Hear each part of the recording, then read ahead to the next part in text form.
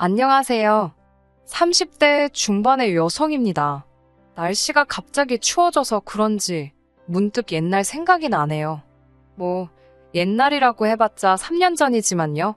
지금은 자유로운 몸이지만, 그때는 쫌생이 남편과 그지 같은 시댁에 묶인 몸이었답니다. 왜 그렇게 참고 버티느라 고생을 했는지 모르겠어요. 이렇게 놔버리니까 편한 걸 말이에요. 다 지나간 일이지만 굳이 이렇게 여기 와서 제 사연을 털어놓는 이유는요. 아무렇지 않은 듯 살아가다가도 10월만 되면 가슴 한 구석이 갑갑해지더라고요. 아무래도 제가 10월에 이혼을 해서 그런가 봅니다. 친구들은 이미 제 사정 알 만큼 다 아는데 거기다 무슨 사골 우려먹듯 또 이야기하기도 뭐하고. 그래서 오늘은 익명의 힘을 빌려 여기서 털어놓아 보려고요. 저는 지방의 한 도시에서 디저트 카페를 운영하고 있습니다. 사실 대학교를 졸업할 때만 하더라도 서울에 있는 회사에 들어가고 싶었지 장사를 하려는 생각은 해본 적도 없었어요. 솔직히 지방이긴 했어도 국립대를 우수한 성적으로 졸업했으니 적어도 중견기업은 들어갈 수 있을 거란 자신감이 가득 차 있었거든요. 하지만 졸업하고 반년이 지나도록 아무리 여기저기 이력서를 넣고 어쩌다 면접까지 가더라도 결국 취직을 하지는 못했습니다. 속절없이 야속한 세월이 흘러갈수록 제 마음은 조급해져만 갔지요. 괜한 자격지심에 집 밖으로 나오는 것도 꺼려졌고요. 그러자 평소에 친하게 지내던 언니가 그렇게 무기력하게 있지 말고 자기 카페에 와서 아르바이트라도 해보라고 하더라고요. 돈을 번다는 생각보다는 하루에 3-4시간이라도 좀 다른 일을 하면서 시간을 보내는 편이 정신건강에 좋지 않겠냐고요. 언니 말을 들으니 그것도 일리가 있다 싶어서 그렇게 아르바이트를 시작하게 되었네요. 사실 카페에서 일을 하기 전까지는 스스로 쑥스러움도 많이 타고 낯도 많이 가리는 성격이라고 생각했습니다. 그래서 학교 다닐 때도 다른 친구들처럼 아르바이트를 하기보다는 혼자 도서관에서 공부하기를 선호했지요. 그런데 막상 아르바이트를 해보니까 제가 손님들하고 너무너무 잘 지내더라고요.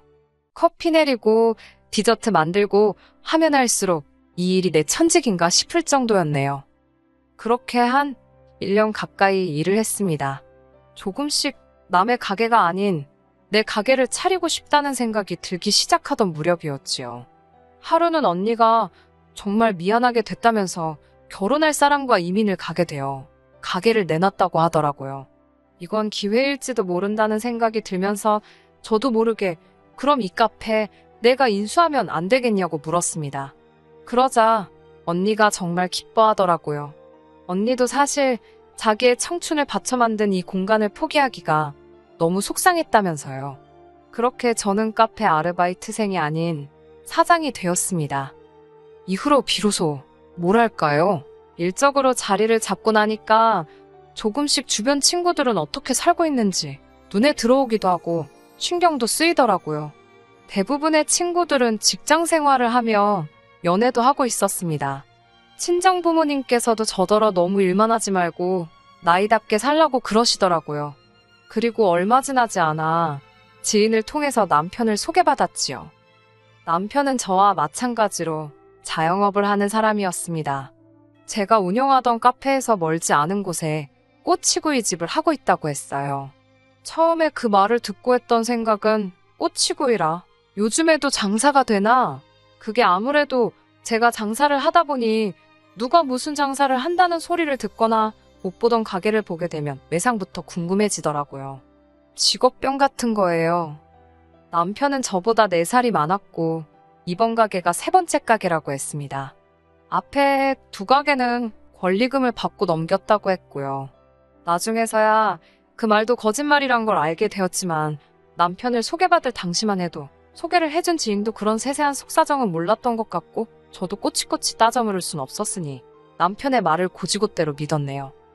솔직히 이 거짓말 때문에 남편과 결혼도 약속했다 말해도 과언이 아닙니다. 저랑 4살 차이밖에 안 나는데 권리금을 받으면서 사업을 팔고 또 새로운 일을 시작하고 추진력도 있고 생활력도 있구나 싶었거든요. 소위 사업적으로는 머리가 튼 사람이라고 믿었습니다. 배울 점이 많은 사람이라고 생각하니 뭘 해도 멋져 보였달까요? 눈에 콩깍지가 제대로 씌었던 거지요. 하지만 막상 남편과 부부의 연을 맺게 되어 같이 살아보니 이건 아니다 싶은 게 한두 개가 아니더라고요. 말이 나와서 말인데 솔직히 어떻게 결혼까지 이르게 되었는지 제가 이야기하면 이야기하는 제 속도 터지고 듣는 사람도 속이 터질 거예요. 하긴 이제 와서 숨겨서 뭐 하겠어요? 앞서 말씀드렸다시피 저는 사랑에 눈이 멀어 남편의 성격을 제대로 알아채지 못했습니다. 그래서 남편이 결혼하자고 했을 때도 조금도 고민하지 않고 좋다고 했어요.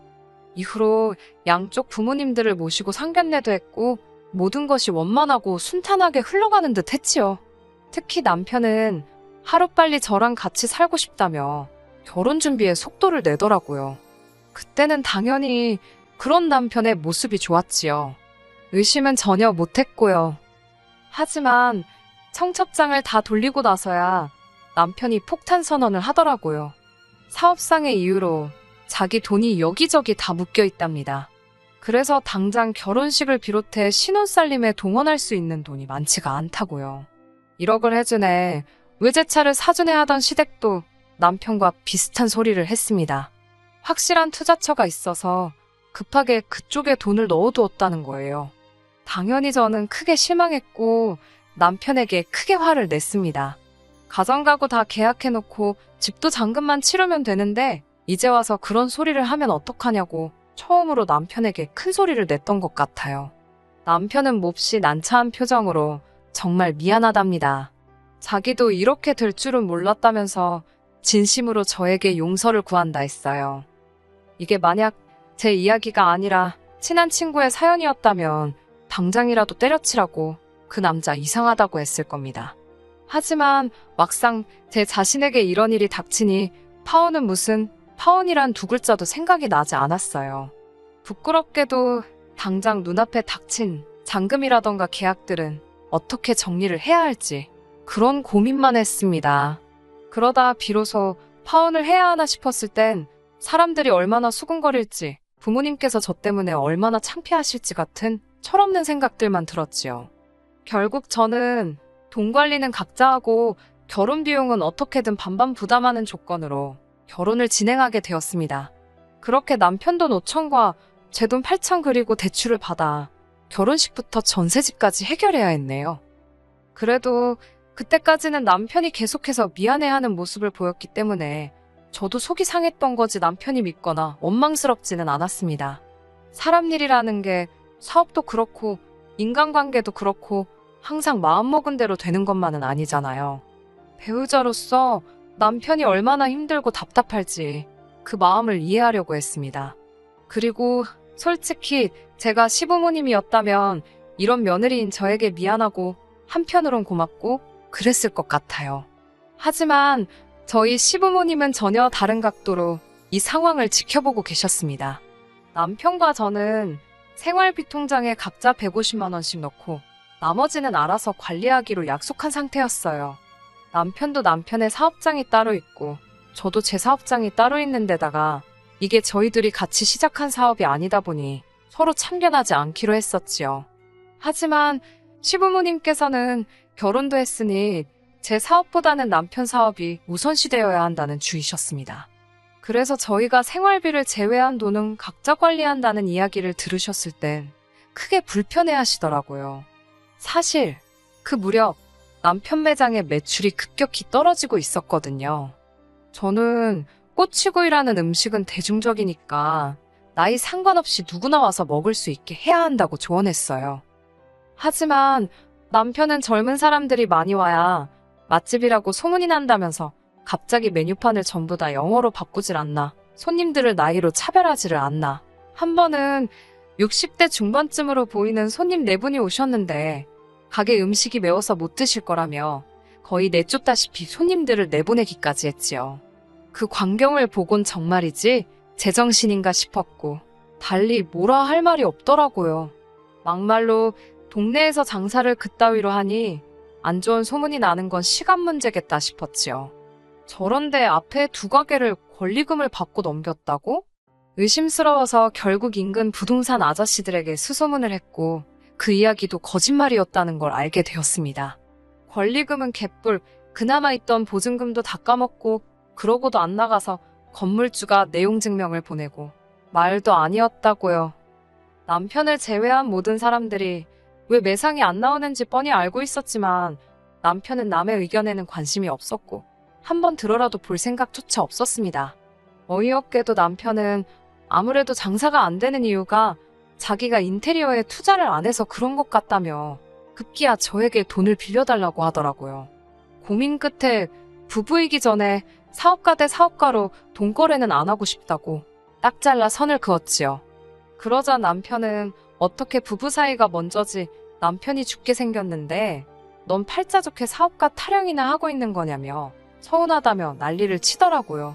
그런 남편의 어거지에 저도 그때는 신물이 나서 사업하는데 필요한 돈을 빌려달라니까 당연히 사업가로서 대답을 한 건데 뭐가 문제냐고 저도 지지 않고 받아쳤네요. 이후로 며칠 동안 남편과 저는 계속해서 기싸움을 했습니다. 남편은 제가 냉정하고 매정하다며 너무 무섭다는 소리를 해댔고 저는 저대로 이렇게 무책임하고 무능력한 사람인지 몰랐다고 화를 냈거든요. 심지어 반복되는 싸움에 지쳐버린 저희는 급기야 한 집안 안에서 서로를 모른 채 하기도 했어요. 왜 이런 스트레스를 받아야 하고 이런 마음고생까지 해야 하는 건지 도무지 납득할 수가 없었네요. 그래도 이쯤에서 끝났다면 저희가 이렇게 이혼까지 하는 일은 없었을 겁니다. 부부 사이의 일이니까 부부싸움은 칼로 물베기라는 말도 있잖아요. 그런데 그런 와중에 어머님께서 연락을 해오셨어요. 저에게 너무너무 실망을 하셨다면서 말이지요. 무슨 말씀이신가 들어보니 남편 가게가 잘 되면 결국 그러면 그 돈 누가 쓰겠냐고 다 제가 쓸 거 아니냐입니다. 그런 미래를 위해 투자 좀 한다 생각하고 남편에게 돈 좀 빌려주지.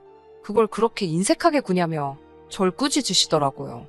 결국 참다 못한 제가 남편이 한 거짓말에 대해서 이야기를 꺼냈어요. 남편이 전에도 두 가게를 말아먹었고 이번에도 가게 운영하는 걸 보니 영 심상치 않다고요. 냉정하게 말해서 제가 돈을 빌려준 뒤 망하기라도 하면 남편한테 그걸 받아낼 수 있는 것도 아니고 결국 제 살 깎아먹기나 마찬가지라서 보태줄 수가 없다고요. 제발 이해해달라고, 그리고 말이 나온 김에 어머님께서 남편 좀 설득해달라고 부탁을 드렸지요. 하지만 어머님께선 제 이야기를 들으시더니 정말 불같이 화를 내셨습니다. 니까짓게 사업에 대해서 알면 뭘 얼마나 안다고 남편이 하는 일을 가지고 이러쿵저러쿵 말이 많냐고요. 그까짓 돈 몇 푼 있다고 유세 떠는 거냐며 제 꼴 보기 싫어서라도 당신이 어떻게든 도와주실 거랍니다. 저는 그렇게 하시라고 어머님 재산 어머님 마음대로 하시는 거지 저는 아무 관심도 없다고 대꾸했네요. 솔직히 어머님과 대화를 나누는 내내 제가 어머님께 지나친 건 아닌지 신경이 쓰이긴 했습니다. 하지만 만약 이번에 어머님과 남편 뜻대로 해주게 된다면 앞으로도 이 집에서 제 의견이란 없겠구나 싶어서 욕먹을 걸 알면서도 제 고집을 꺾지 않았네요. 그리고 며칠 뒤 기세등등해진 남편이 저에게 한껏 비아냥거리듯 어머님께서 5천만 원을 해주셨다며 자랑을 해왔습니다. 저도 참 웃긴 게 어머님께 마음대로 하시라고 그렇게 호언장담을 해놓고 막상 어머님께서 남편에게 진짜로 돈을 해주셨다는 이야기를 들으니까 왠지 서운한 마음이 들더라고요. 결혼식 때도 아들 빈손으로 장가 보내시고 저희가 전세 계약하면서 고군분투할 때도 모른 척 하셔놓고 그래도 결국엔 잘됐다 싶었습니다. 어쨌든 남편이나 어머님이나 당분간은 절 힘들게 하지는 않겠구나 싶었으니까요. 남편은 4천만 원에 가까운 돈을 들여 가게를 리모델링 했습니다. 솔직히 제가 보기에는 주인인 남편의 마인드가 문제라 장사가 안 되는 건데 가게에만 저렇게 돈을 처발라서 뭐하나? 아니나 다를까 들인 돈에 비해서 오는 반응은 미비했습니다. 하지만 조언을 해주고 싶어도 남편이 영 들을 생각이 없었으니 저도 뭐라 말도 하기 싫더라고요. 어쨌든 남편 사업인데 제가 감나라 배나라 할 형편도 못 되었고요. 그런 와중에 제 카페에도 일이 생겼습니다. 저희 카페 바로 옆에는 오픈한 지 얼마 안 된 미용실이 있었는데요. 그 미용실에서 화재 사고가 일어난 거지요. 그나마 새벽이었기에 다친 사람은 없었지만 재와 그 흐름이 저희 카페까지 덮어서 당장은 장사를 할 수 없는 상황이었습니다. 미용실 주인이 너무 속상해하니까 저는 앓는 소리도 낼 수 없었어요. 하지만 제 속도 말이 아니게 쓰렸지요. 그나마 다행히 친정 부모님의 조언으로 진작부터 화재보험이다 뭐다 이것저것 잔뜩 들어놓은 상황이었거든요. 덕분에 카페를 뽑고 보수하는 데 필요한 보험금을 제법 넉넉히 받게 되었습니다. 이참에 그동안 마음에 안 들었던 부분도 고치고 소위 업그레이드를 시켜야겠다 생각하고 있었는데 남편이 이야기를 좀 하자더군요. 직감적으로 돈 이야기구나 싶어서 저도 정신무장을 단단히 했지요. 게다가 남편은 시부모님까지 모시고 자리를 만들었더라고요. 이쯤 되니까 정확히 이유도 알기 전에 기분부터 나빠지고 예민해지더라고요. 아니나 다를까 어머님께서는 보험금으로 얼마나 받았냐며 말문을 여셨습니다. 저도 본능적으로 금액을 확 낮춰서 말씀드렸어요. 이건 무슨 눈치 게임도 아니고. 아무튼 그러자 어머님께선 기왕 이렇게 된 거 저더러 이참에 장사를 때려칠하셨습니다. 그리고 그 돈으로 남편 장사에 몰빵을 하든지 당신이 남편에 준 돈을 갚든지 하라셨어요. 지금 이런 불경기에 부부가 힘을 합쳐야지 니들이 따로 국밥이냐고요. 저는 싫다고 했습니다. 제 카페가 남편 꼬치구이 집보다 훨씬 장사도 잘 되는데 접어도 남편이 접는 게 맞다고요. 그러자 어머님께선 그럼 제 카페는 고치지 말고 그냥 장사하랍니다. 사람들이 카페에 커피 마시러 오지 벽지 보러 오냐면서요. 그리고 보험금은 당신 달라고 하시더군요. 저는 무조건 싫다고 했어요. 막말로 제가 이만큼 될 때까지 1,000원 한 장 안 보태주신 분이 왜 제 돈을 탐내냐고 결국엔 어머님께 큰 소리를 내고 말았지요. 그러자 남편이 저더러 말이 심하다면서 솔직히 생각이 있으면 그 보험금으로 저도 대출을 갚던가 뭔가 쓸모있는 걸 해야 하지 않냐입니다. 그러면서 저한테 이렇게 생각 없는 여잔 줄 몰랐다대요. 그 말을 듣는데 진짜 어이가 없어서 전세 대출은 오빠랑 나랑 같이 사는 집 구하느라 받은 건데 왜 내 보험금으로 그걸 갚으라는 거냐고. 진짜 웃긴다고. 대출은 지금처럼 오빠랑 나랑 반반씩 갚아나가면 되는 거지. 왜 나한테 덤티기를 씌우려 하냐고 아주 정색을 했지요. 그러자 남편이 이제 보니 저더러 진짜 독하다면서 사귈 때는 이런 성격을 어떻게 숨긴 거냐고 사기 결혼이란 소리를 입에 담더라고요. 누가 지금 누구 앞에서 사기를 운운하는 건지. 그 전에도 남편의 한심한 행동들 때문에 한 번씩 확 이혼해버려 그런 생각을 하긴 했었는데 사기 결혼 소리를 들으니까 그동안 남편이 절 속였던 것들이 주마등처럼 스치면서 진짜 이혼하는 게 나을지도 모르겠다 싶더라고요. 그런데 그때 저보다 먼저 어머님께서 그따위로 할 거면 이혼하라는 말씀을 하셨습니다. 듣자 하니 제 말하는 게 거슬려서 못 봐주시겠다면서 그따위로 할 거면 헤어지라대요? 헤어지잔 소리를 해도 내가 해야 하는 판인데 시어머니가 나서서 그런 소리를 하니 듣기 좋을 리가 없었지요. 저도 홧김에 네 할게요. 어머님이 하라는데 이번 한 번은 어머님 말씀대로 해드릴게요 라고 소리를 질렀습니다. 그리고는 남편에게 잘 들었지? 당신 어머니가 하라고 한 거야. 내 탓하지 마. 소리를 지르곤 집에서 나와버렸네요. 이후로는 뭐 말 안 해도 아시겠지요. 이혼하겠다고 마음을 먹고 나니까 뭐 척척 진행이 되더라고요. 어차피 카페는 보수공사 때문에 문을 열지도 못했으니까 그참에 변호사도 몇 명 만나서 상담도 받고 그랬네요. 뭐 이후로는 솔직히 시간이 걸려서 그랬지 어려운 건 하나도 없더라고요. 그렇게 가을과 겨울 그 사이에 이혼을 하게 되었습니다. 큰 숙제를 끝낸 듯 홀가분했고 그 무렵 카페도 재오픈을 하게 되면서 여러 가지로 마음이 바빴습니다. 그리고 원치 않았어도 지인들을 통해 남편의 소식을 듣게 되었는데 어휴, 기어이 일을 냈더라고요. 그렇게 손님을 차별하며 가려가며 받는 헛짓거리를 하더니 동네 엄마 중 누가 지역신문에 제보를 했답니다. 자기 친정 아버지가 개무시를 당하고 돌아왔다면서요. 사람들은 금방 제 부속 가게가 남편 가게라는 걸 알게 되었고 망했지요, 뭐. 솔직히 속으로 너무 꼬숩더라고요. 진작에 제 말을 들었으면 그렇게 망하진 않았을 텐데. 저는요, 이혼 후로는 날개 달린 듯 펄을 날아다니는 기분이에요. 처음 카페를 인수했을 때가 엊그제 같은데 며칠 전엔 사무점까지 냈거든요.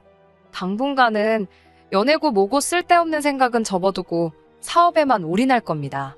그래서 내년 이 무렵에는 더 좋은 소식 가지고 제 근황 들려드리러 또 올게요. 끝까지 들어주셔서 감사합니다. 오늘의 사연은 여기까지입니다. 구독과 좋아요, 알람 설정 부탁드리고 더 좋은 사연으로 다시 찾아뵙겠습니다. 감사합니다.